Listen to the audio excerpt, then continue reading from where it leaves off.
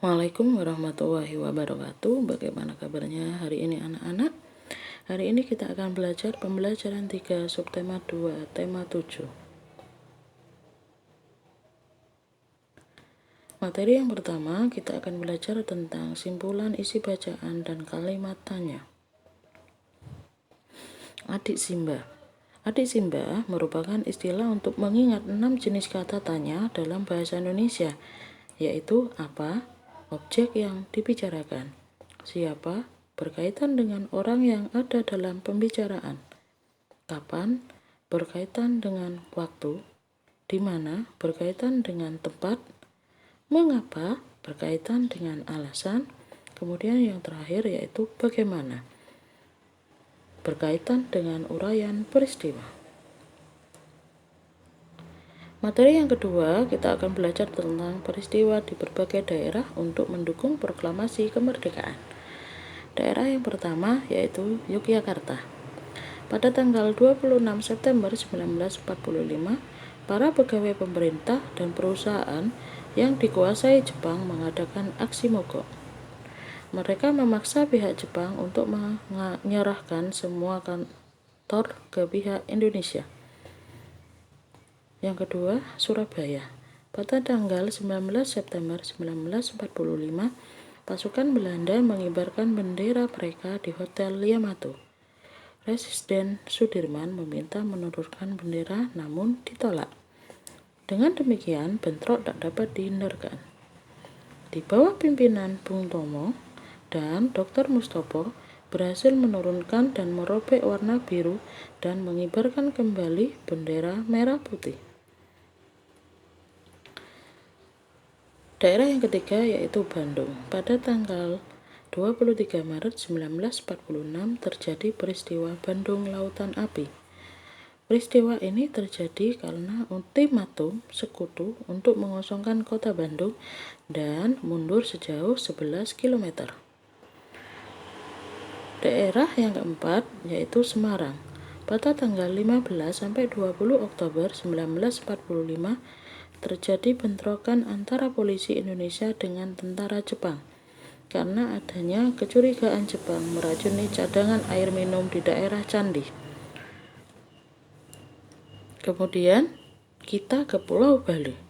Para pemuda Bali membentuk berbagai organisasi pemuda seperti Angkatan Muda Indonesia dan Pemuda Republik Indonesia. Pada tanggal 13 Desember 1945 melakukan gerakan serentak merebut kekuasaan dari tangan Jepang. Namun gagal karena persediaan Jepang masih kuat. Daerah yang keenam yaitu Ambarawa. Pada tanggal 20 November sampai 15 Desember 1945 terjadi pertempuran karena tentara sekutu secara sepihak membebaskan orang Belanda yang ditahan di Magelang dan Ambarawa. Lektor Istiman gugur setelah mendapatkan bantuan Kolonel Sudirman dipukul mundur. Kita ke Pulau Kalimantan. Sekutu mengeluarkan ultimatum melarang aktivitas demonstrasi, mengibarkan bendera merah putih, memakai lencana merah putih dan mengadakan rapat. Namun pada tanggal 14 November 1945 rakyat berkumpul di depan markas. Kita ke Pulau Sumatera yaitu Palembang. Pada tanggal 8 Oktober 1945 terjadi perebutan kekuasaan di Sumatera Selatan. Dipimpin Dr. A.K. Ghani beserta pegawai Gun Seibu melakukan upacara pengibaran bendera merah putih. Kita ke Makassar. Pemuda Makassar menganggap tindakan Samratulangi sebagai gubernur terlalu hati-hati. Oleh sebab itu, pemuda mengorganisasi diri merebut gedung penting seperti studio radio, tangsi militer, dan pos polisi. Keragaman Indonesia merupakan materi kita yang ketiga. Sejak 17 Agustus 1950, Bhinneka Tunggal Ika ditetapkan sebagai semboyan yang terdapat dalam lambang negara Republik Indonesia, yaitu Garuda Pancasila. Kalimat Bhinneka Tunggal Ika diartikan meskipun berbeda-beda, tetapi tetap satu jua.